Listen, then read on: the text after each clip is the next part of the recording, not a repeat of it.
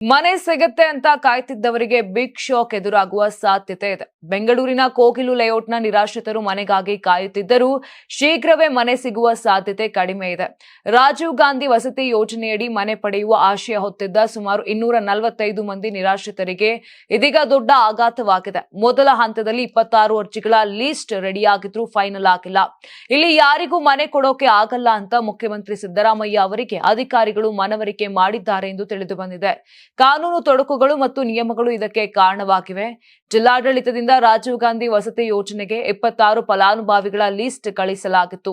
ಆದರೆ ಯೋಜನೆಯ ನಿಯಮಗಳ ಪ್ರಕಾರ ನಿವೇಶನ ಕೊಡಲು ಕೆಲವು ಷರತ್ತುಗಳಿವೆ. ಈ ಷರತ್ತುಗಳು ಪೂರೈಕೆಯಾಗದ ಕಾರಣ ಮನೆ ಸಿಗುವುದು ಡೌಟ್ ಎನ್ನಲಾಗುತ್ತಿದೆ. ಇದಲ್ಲದೆ ಕೋಗಿಲು ಲೇಔಟ್ ನಿರಾಶ್ರಿತರು ರಾಜೀವ್ ಗಾಂಧಿ ವಸತಿ ಯೋಜನೆಗೆ ಆನ್ಲೈನ್ ನಲ್ಲಿ ಅರ್ಜಿ ಸಲ್ಲಿಸಿಲ್ಲ.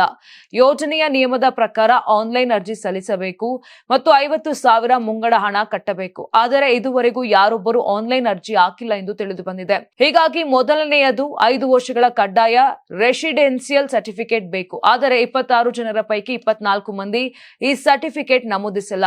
ಹೀಗಾಗಿ ಅವರು ಅರ್ಹರಲ್ಲ ಎಂದು ಅಧಿಕಾರಿಗಳು ಹೇಳಿದ್ದಾರೆ. ಇಲ್ಲಿ ಒಬ್ಬರಿಗೆ ಮನೆ ಕೊಟ್ಟರೆ ಮುಂದಿನ ದಿನಗಳಲ್ಲಿ ಕಾನೂನು ತೊಡಕಾಗುತ್ತದೆ.